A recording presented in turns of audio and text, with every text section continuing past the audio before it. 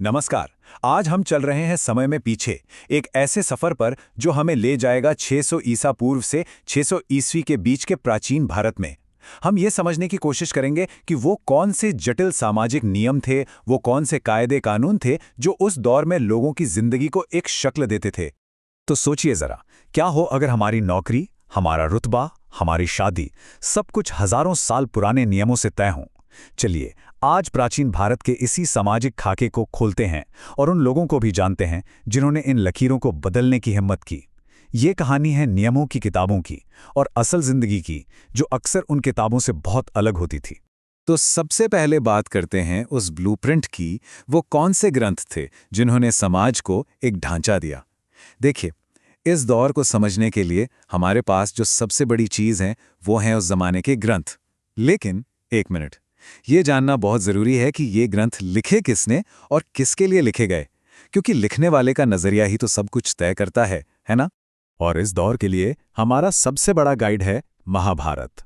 अब हम सब महाभारत को कौरवों और पांडवों के बीच हुए एक बड़े युद्ध की कहानी के तौर पर जानते हैं, लेकिन इतिहासकारों के लिए ये सिर्फ एक कहानी नहीं, ये तो एक खजाना है। एक ऐसा खजाना जो हमें उस समय के समाज के पूरे ताने बाने, उनके रीति रिवाजों और नियम कानूनों की एक झलक देता है। और एक बहुत ही दिलचस्प बात, महाभारत किसी एक इंसान ने एक ही बार में नहीं लिख दिया। अरे, इसे बनने में, इसकी रचना में लगभग 1000 साल लगे। अब आप सोचिए, इतने लंबे समय में समाज कितना बदला होगा। तो ये ग्रंथ उन सभी बदलावों की, उन सभी परतों को अपने अंदर समेटे हुए है। तो हमारे पास ना दो तरह की तस्वीरें आती हैं। एक तरफ है ऑफिशियल ब्लूप्रिंट, यानी संस्कृत ग्रंथ जिन्हें खासकर ब्राह्मणों ने लिखा। इनमें एक आदर्श समाज कैसा होना चाहिए ये बताया गया है। और दूसरी तरफ है अनऑफिशियल कहानी, यानी पाली, प्राकृत और तमिल जैसी आम लोगों की भाषाओं में लिखे गए ग्रंथ। और ये हमें बताते हैं कि जमीन पर असल में क्या हो रहा था। और ये कहानी अक्सर उस ऑफिशियल ब्लूप्रिंट से काफी अलग थी। तो चलिए इस आदर्श खाके को जरा और करीब से देखते हैं। और इसकी शुरुआत कहां से होगी? जाहिर है, समाज की सबसे छोटी और सबसे जरूरी इकाई से, यानी परिवार से। तो एक आदर्श परिवार के लिए क्या नियम तय किए गए थे? सबसे पहला और सबसे बड़ा नियम था पितृवंश का। मतलब वंश पिता से बेटे और फिर उसके बेटे तक चलेगा। घर का मुखिया पिता होगा और उसकी संपत्ति और पदवी बेटे को ही मिलेगी। अरे, महाभारत की पूरी कहानी ही तो इसी एक सवाल पर टिकी है कि सिंहासन का असली वारिस कौन होगा। और इस सिस्टम में बेटों और बेटियों की भूमिकाएं एकदम साफ साफ बंटी हुई थीं। बेटे वंश को आगे बढ़ाते थे, उन्हें पिता के सारे संसाधन विरासत में मिलते थे। दूसरी तरफ बेटियों का घर की संपत्ति पर कोई अधिकार नहीं होता था। उनका विवाह परिवार से बाहर कर दिया जाता था और इसे कन्यादान कहते थे, जो पिता का एक बहुत बड़ा कर्तव्य माना जाता था। शादी का एक और बड़ा नियम था बहिर्विवाह या एक्सोगैमी। इसका मतलब बहुत सीधा था, आपको शादी अपने कुल या अपने गोत्र के बाहर ही करनी होगी। इसके पीछे सोच ये थी कि अलग अलग परिवारों और कुलों के बीच रिश्ते बने। अब इस बहिर्विवाह के नियम को लागू कैसे किया जाए? इसके लिए बनाई गई गोत्र व्यवस्था। इसके दो बहुत सीधे नियम थे। पहला, एक ही गोत्र के लोग शादी नहीं कर सकते, क्योंकि माना जाता था कि वे सब एक ही वैदिक ऋषि की संतान हैं।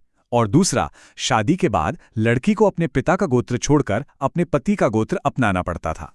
ठीक है, तो हमने परिवार की बात कर ली। अब जरा बड़े पैमाने पे देखते हैं पूरे समाज के ढांचे को। उस दौर के ब्राह्मणवादी ग्रंथों ने पूरे समाज को एक पिरामिड की तरह 4 हिस्सों में बांटा था। इसी को कहा गया वर्ण व्यवस्था। तो ये वर्ण व्यवस्था क्या थी? ये एक ऐसा सामाजिक ढांचा था जिसमें समाज को 4 कैटेगरी में बांटा गया। और सबसे जरूरी बात यह थी कि आपकी जगह, आपका काम, आपका रुतबा, सब कुछ आपके जन्म से ही तय हो जाता था। अब सवाल उठता है कि इस व्यवस्था को इतना पक्का और मजबूत कैसे बनाया गया? इसे एक दैवीय कहानी से जोड़ा गया। ऋग्वेद के पुरुष सूक्त में एक कहानी है कि ये चारों वर्ण एक विराट पुरुष के शरीर से पैदा हुए हैं। ऐसा इसलिए किया गया ताकि ये व्यवस्था भगवान की बनाई हुई लगे, जिसे कोई बदल ना सके। यहां देखिए, ये व्यवस्था कुछ इस तरह थी। कहते हैं कि उस विराट पुरुष के मुख से ब्राह्मण निकले, जिनका काम वेदों को पढ़ना, पढ़ाना और यज्ञ करना था। उनकी भुजाओं से क्षत्रिय, जिनका काम युद्ध करना, लोगों की रक्षा करना था, जांघों से वैश्य, जो खेती, व्यापार और पशुपालन करते थे, और आखिर में पैरों से शूद्र, जिनका काम ऊपर के तीनों वर्णों की सेवा करना था। एक और चीज, पहले 3 वर्णों को द्विज भी कहा जाता था, मतलब जिसका जन्म 2 बार हुआ हो। क्यों? क्योंकि उन्हें वेद पढ़ने का अधिकार था, जो शूद्रों को नहीं था। तो ये तो हो गई आदर्श व्यवस्था की बात, जो किताबों में लिखी थी। लेकिन क्या असल जिंदगी में भी सब कुछ इतनी सफाई से चल रहा था? अब आता है कहानी में एक मोड़, एक रियलिटी चेक, क्योंकि ऐतिहासिक सबूत हमें कुछ और ही कहानी सुनाते हैं। अब सवाल ये उठता है कि क्या बड़े बड़े शक्तिशाली परिवार, राजा महाराजा, इन नियमों को हूबहू मानते थे? क्या वो भी इन नियमों से बंधे थे?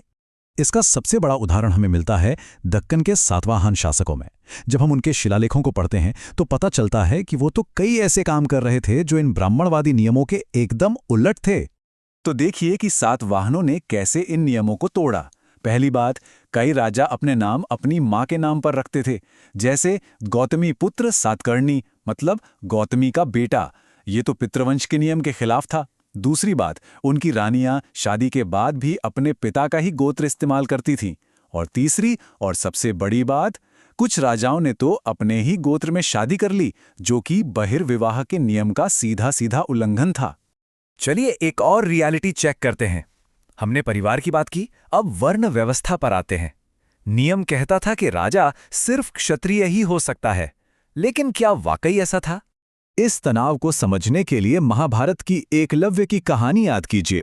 वो एक निषाद था, इसलिए गुरु द्रोण ने उसे धनुर्विद्या सिखाने से मना कर दिया। लेकिन जब एकलव्य ने खुद ही सब कुछ सीख लिया और अर्जुन से भी बेहतर धनुर्धर बन गया, तो द्रोण ने गुरु दक्षिणा में क्या मांगा? उसका अंगूठा, ताकि वर्ण व्यवस्था की मर्यादा बनी रहे। और ये सिर्फ एक कहानी नहीं है, इतिहास गवाह है। ग्रंथों में तो लिखा था कि राजा सिर्फ क्षत्रिय होगा, लेकिन जरा भारत के कुछ सबसे बड़े राजवंशों को देखिए। मौर्य, जिन्हें निम्न कुल का बताया जाता था, शुंग और कण्व, जो खुद ब्राह्मण थे, शक, जो बाहर से आए थे और जिन्हें म्लेच्छ कहा जाता था, और यहां तक कि शक्तिशाली गुप्त, जिन्हें वैश्य माना जाता है। इससे क्या साबित होता है?